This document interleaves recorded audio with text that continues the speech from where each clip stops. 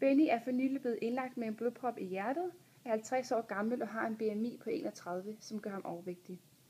I skal nu se en vejledningssituation, hvor Benny og 2 sygeplejersker har en samtale om Bennys daglige kostplan. Nå Benny, vi havde jo lige planlagt, at vi skulle have en lille samtale her omkring din kost, mens du er indlagt, så vi lige kan få styr på det.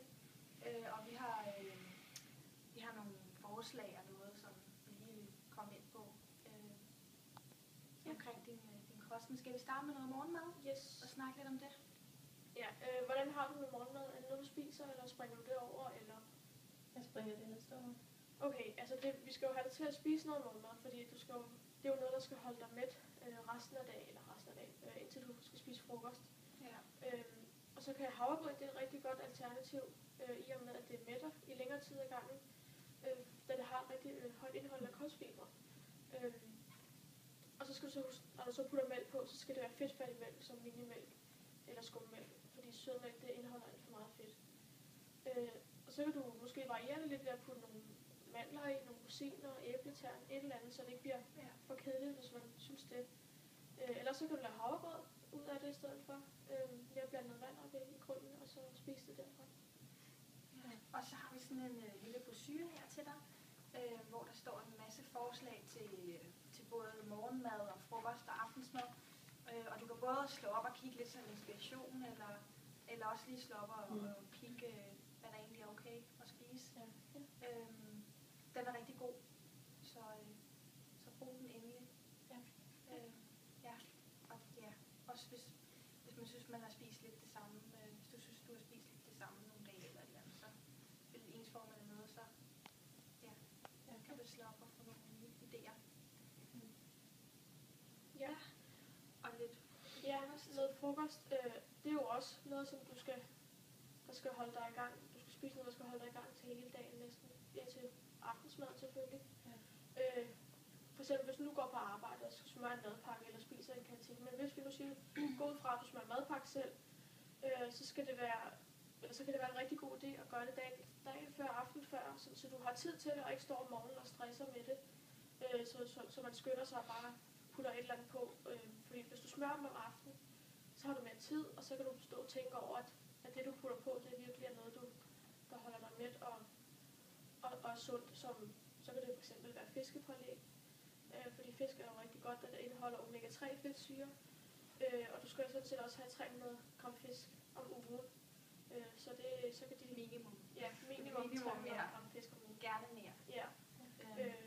Fordi at som sagt indeholder omega-3 fedtsyre, og der er det er de sunde fedtstoffer, der er det. Ja. Og pålæg, der kan du spise noget mere pålæg, som indeholder under 10 gram fedt per 100 gram, som hamburgerryg for eksempel. Og så selvfølgelig på et stykke rugbrød. Og hvis du så har lyst til noget sødt efter det, så kan du måske spise en clementin, et æble, sådan, så du får stillet lidt den her sukkertrang. Eller måske også nogle grøntsager, gulerod, agurk eller et eller andet. Ja, det var rigtig godt det der med at spise et stykke frugt lige efter, og det kan du også gøre til aftensmad, fordi at hvis man lige er vant til at få lidt sødt, så tager det ligesom den søde tand, eller hvad man siger, ikke? Så det kan du egentlig også bare gøre. Og få lidt, og det er også rigtig vigtigt, at du spiser en god frokostmad, fordi det holder dig også kørende hele eftermiddagen, og så spiser man som regel også lidt mindre aftensmad, og det er lidt bedre det er på den måde, at man får en god frokost.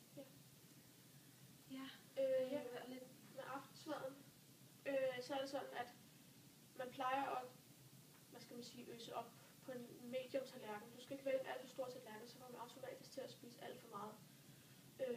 Og man kan pleje at gå efter sådan en Y-model, hedder en Y-tallerken, hvor det er kød der på, kartofler, ris, og så en masse grøntsager.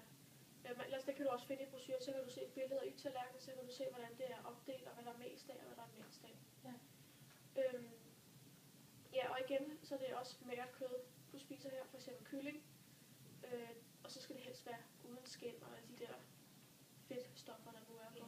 Og fedtkanter, hvis det er for eksempel en kotelet eller... Ja, hvis du spiser en kotelet her. Og så det hjælper også på nogen at have en masse farver på en tallerken med grøntsager og så videre, og så det ser lidt mere indbydende ud, og man har lyst til at spise det. Ja. snakke lidt om Og, mellemmåltider? Ja, vi vil også gerne lige fortælle lidt om mellemmåltider. Vi havde lidt tænkt dig, at du skulle spise en 2 mellemmåltider, gerne 3, hvis det er om aftenen, du lige har brug for lidt der. Men det er rigtig vigtigt, at du spiser de her mellemmåltider, fordi det også holder dig sådan, hvad skal man sige, mæt mellem måltiderne, sådan så dit blodsukker det ikke falder alt for meget. Fordi det er, når ens blodsukker det falder alt for meget, og man får lyst til en usund snack eller noget. Men et godt alternativ til de her usunde snacks, det kunne være en håndfuld nødder.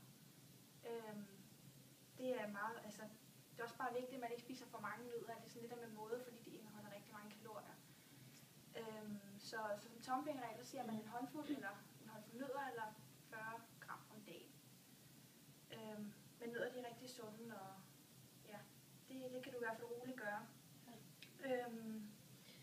Men det er også bare vigtigt, at du lige er opmærksom på dit saltindtag, fordi mange nødder de er tilsat salt. Og dem skal du helst undgå, fordi at der kan være rigtig meget salt i, og det er ikke godt for dit blodtryk. Man får højere blodtryk, når man spiser alt det salt. Så det skal du prøve at undgå i hvert fald. Og være opmærksom på det også, når du salter din mad, og altså være rigtig opmærksom på det. Og så skal vi lige også have styr på med dit væskeindtag. Altså vi snakkede jo med dig tidligere, og det var, at du sagde jo til os, at du drak rigtig meget sodavand og ting med sukker i saftevand og så videre. Det kan du også godt stadig gøre, men så skal det bare være light-produkter, så du tager light sodavand og light saftevand.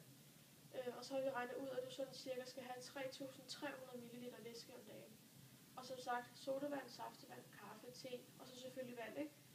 Men vi vil jo gerne have dig til at drikke lidt mere vand, så vi har sagt, at ud af de 3.300 ml, så skal de 1.550 ml bestå af vand. Og det er jo også fordi, at det her med, at når du har haft diarré, og så er du dehydreret, så skal du have ekstra væske. Så det er det, vi skal sørge for at komme i væskebalance igen. Ja.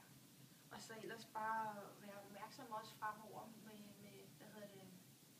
med hvad du drikker, fordi at sodavand og saftvand, det kan indeholde rigtig mange kalorier, så man kan nemt komme indtil rigtig mange kalorier om dagen bare på sodavand og sådan noget. Så hvis det endelig er, så brug drik light sodavand og light saftevand. Og så ellers er det en rigtig god vane at slukke tørsten i vand, ikke? Så det er i hvert fald, hvad vi anbefaler dig. Det er vel det. Ja. Og så hvis der er nogle spørgsmål, så siger du bare til. Vi er lige her. Ja. Og